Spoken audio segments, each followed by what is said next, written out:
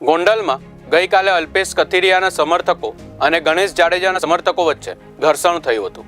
એક તરફ જ્યાં અલ્પેશ કથિરિયાના સમર્થકોએ ગણેશ જાડેજાના સમર્થકો પર હુમલો કરવાનો અને તેમની કારના કાચ તોડવાનો આક્ષેપ કર્યો છે, ત્યાં બીજી તરફ ગણેશ જાડેજાના સમર્થકો પર અલ્પેશ કથિરિયાના સમર્થકો પર આરોપ લગાવાયો છે કે તેમણે કારથી ટોળાને કચડી નાખવાનો પ્રયાસ કર્યો। આ મામલે અલ્પેશ કથિરિયા અને ગણેશ ગોંડલના સમર્થકો દ્વારા સામસામે ફરિયાદ થઈ છે, જે હેઠળ ઇન્દ્રસિંહ જાડેજા, પિન્ટુ સાવલિયા, પુષ્પરાજ વાળા, લકીરાજસિંહ સામે ફરિયાદ નોંધાઈ છે। ઉપરાંત નિલેશ ચાવડા તેમજ અજાણ્યા ટોળા વિરુદ્ધ પણ ફરિયાદ નોંધવામાં આવી છે। પોલીસ ફરિયાદમાં આરોપ કરાયો છે કે અલ્પેશ કથિરિયાના સમર્થનમાં આવેલ 4 જેટલી કારમાં ગણેશ ગોંડલના સમર્થકો દ્વારા તોડફોડ કરાઈ હતી।